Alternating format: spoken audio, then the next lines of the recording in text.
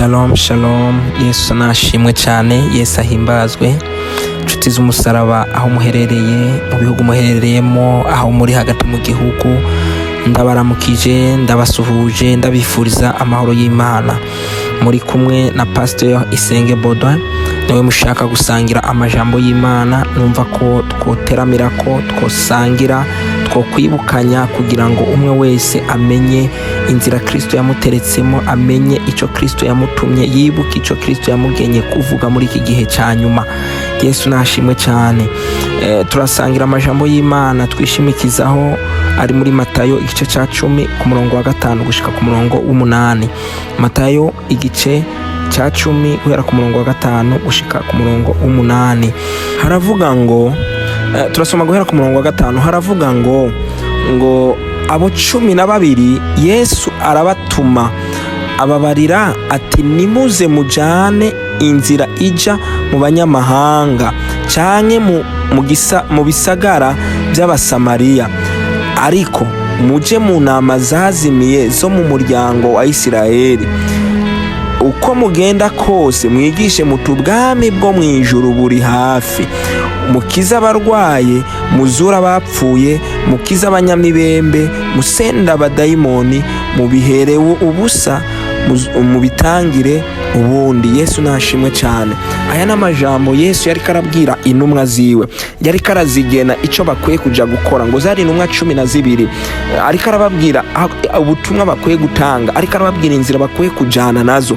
Ntabwo bapfa kugenda uko biboneye, ntabwo bapfa, nubwo yarabatumye, ntabwo bapfa kuja aho bishakiye ngo bajane inzira bishakiye, ariko yarabahaye urutonde rw'ivyo bakwiye gukora, yarabahaye inzira y'icyo bakwiye kujana, yarababwiye icyo bakwiye kuvuga. Ntabwo bahagurutse kubera kugira bahaguruke gusa, ariko bari bafise message, bari bafise ikintu ngendekwa ko Kristo yarabatumye kuvuga. Nico gituma yababwiye ngo nibakajana inzira biboneye, ngo nibakajana inzira z'abanyamahanga canke ngo mu bisagara by'abasamariya, ngo ariko ngo bagende mu nama zazimiye z'Abisirayeli. Mu yandi majambo, hariho abantu twamenye Imana, hariho abantu tuzatwaramenya agakiza, ariko uyu munsi tutari mu vy'Imana vy'ukuri. Ivy'Imana twabikavye ibindi, ivy'Imana twabifashe umenga n'ubutumwa bw'amajambere, n'ubutumwa umenga subwo kwihana, kandi n'ubutumwa bwo gucakira n'ibindi. Ni vyiza, Imana irahezagira, ariko nshuti mukundwa, kwijambo ry'Imana tubwira ngo turandere ukwezwa no kugororoka, ngo ibindi vyose ni nyongera.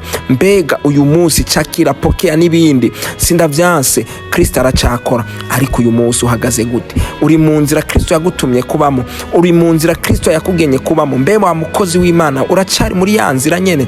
Uracari muri bwa butumwa Kristo yagutumye kuvuga? Yakubwiye ngo ubwire abantu yuko ubwami bw'Imana buri hafi. Yakubwiye ngo ubwire abantu yuko ngo Kristo agiye kuza kwima ingoma yiwe. Mbega uyu munsi nivyo babwira? Hariho abantu benshi iki gihe batakigomba kubwira abantu kwihana, ngo abakristo ngo bohera, ngo abantu bova mu rusengero. Umviriza ijambo ry'Imana avuga ngo abantu nk'abo ngo baramaze kuronka imera zabo. Abantu nk'abo baramaze kuronka imera yabo, baramaze kuronka icyo bazogenerwa, kuko bariko barayobya abantu. Ako nagomba ndakubwire ngo bamaso, hagarara, shikama, ubwira Imana ati Imana nkoresha koko nkuko bigomba, nkoresha nico wanumye kuvuga, kuko iki ni igihe cyo kubwira abantu ubutumwa bwiza, ni igihe cyo kubwira abantu kwihana, ni igihe cyo kubwira abantu kwakira agakiza. Mbega nshuti mukundwa, nivyo uriko urakora? Mbega nshuti mukundwa, niko gakiza uriko urabwira abantu? Mbega nshuti mukundwa, nuri kurizeza abantu ibitangaza kubera inyungu zawe? Nuri kurizeza abantu ibintu bikomeye kubera inyungu zawe? Mbega Kristo nivyo yavuze? Bibiliya iravuga ngo haragowe abantu bavuga ngo nkemo yavuze kandi ataco yavuze. Murabe maso, muragabe, muramenya yuko Bibiliya ivuga ngo mu gihe c'iherezo hazoza abigira bavugishwa n'Imana, ngo kandi bazozimiza benshi muri mwebwe. Nshuti mukundwa, uraba maso, usaba amaso ya mwemu, usaba amatwi ya mwemu, usaba Imana igukore ku maso, ubashe kubona ivy'iki gihe, kuko ivy'iki gihe birateye ubwoba, ivy'iki gihe birateye ubwoba. Umva Bibiliya iravuga kandi ku murongo w'8 aha muri Matayo nyene igice ca 10, haravuga ngo mukize abarwaye, muzura abapfuye, ngo musenda abadayimoni, mukize abanyamibembe, ngo mubiherewe ubusa, mubitangire ubundi. Yesu nashimwe cyane. Bitandukanye n'amajambo y'Imana abantu benshi bavuga uyu munsi. amavuta uyu munsi yadutse sindabihaririye. Bibiliya iravuga isigwa ry'abagwayi, ariko nagoma ndakubwire ngo mube maso, mube maso, mube maso. Uyu munsi amavuta aragugwa, uyu munsi abantu badandaza amazi, uyu munsi abantu kugira batanga imibonano ku bantu babakeneye kugira babasengere barinda gutonda umurongo, kwiyandikisha, kuriha amafaranga. Nshuti mukundwa, raba neza, kanura amaso wa mukristo we, kanura amaso. Ni wabona abantu nk'abo, Bibiliya iravuga neza, usomye muri Matayo igice cya 23 uhereye ku murongo wa 1 ukamanuka, irakubwira abantu nk'aba baribo, irakubwira ko abantu nk'abo bikoreza imizigo abandi bo badashoboye kwikorera, badashoboye no gukozaho urutoki, ariko ngo ibibahimbara ngo nuko babavuga neza mu masinagogi, nuko baha ibyicaro byiza mu masinagogi, nuko baba abantu bavugwa bashigwa hejuru amazina yabo, ariko ngo abo baramaze kuronka impera zabo. Nshuti mukundwa, bamaso.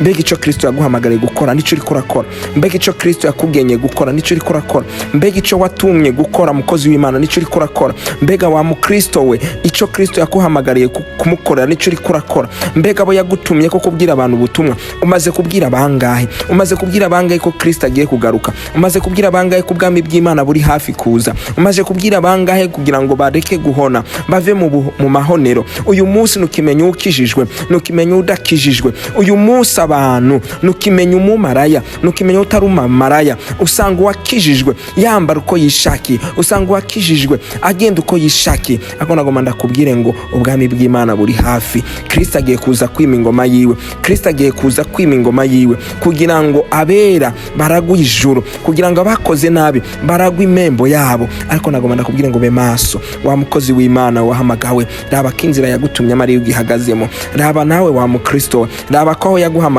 ariho ugihagaze.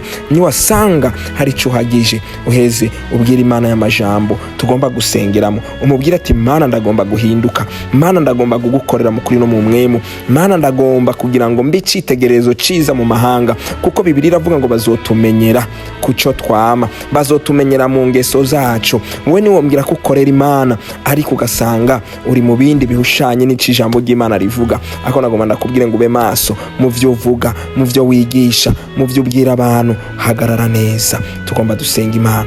Mbega uhagaze gute? Mbega umutima wa nacu kubwiye? Nagomba gusenga aya majambo, usubiremo aya majambo ngomba ndakubwire, uyasubiramo nanje. Hari icyo Kristo agiye gukora ku buzima bwawe.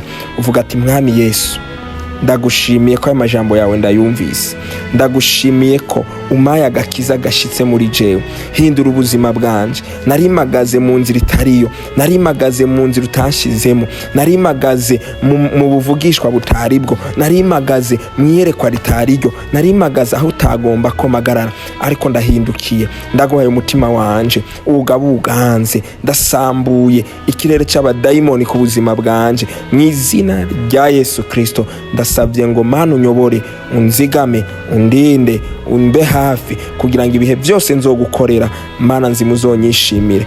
Ndagushimiye kuri umwizigirwa, ndagushimiye kuri Imana nziza, ndagushimiye kuri Imana igororotse. Ibisigaye ubane nanje, ibisigaye unyoboze mpwemu yera kugira ngo azamfashe muri uru rugendo, andinde gusubira inyuma, andinde gusubira mu nzira utangenye kubamo, ariko ndinde ukugoroka kwawe no kwera kwawe, kuko ibindi byose ari inyongera. Tubihererwe ubuntu n'imbabazi zawe mu izina rya Yesu Kristo, amen.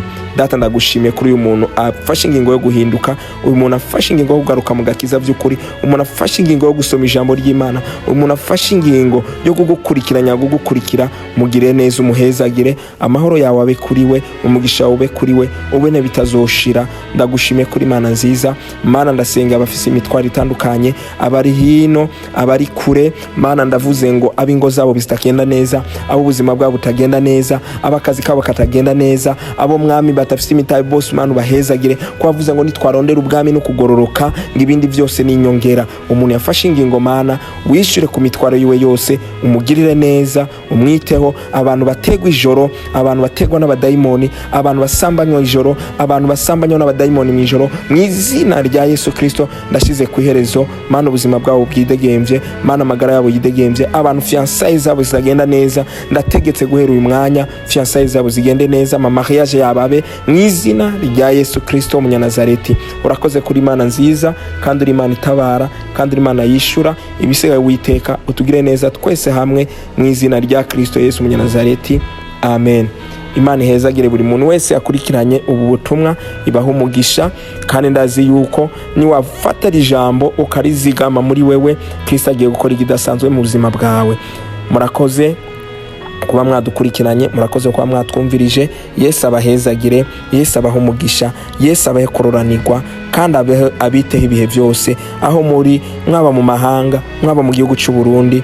Nabavuga ngo amahoro y'Imana bane namwe. Mushaka kutwandikira, mwabonye WhatsApp aho munsi, muratwandikira kugira ngo namara imitwaro dufashanye gusenga. Misi yose ku munsi wa gatandatu bafite amasengesho ku cicaro dukorera mu Carama. Yesu abaha umugisha, mwarahezagiho cyane. Amahoro y'Imana ashishikare kubana namwe ubune bitazoshira. Murakoze. Shalom, shalom.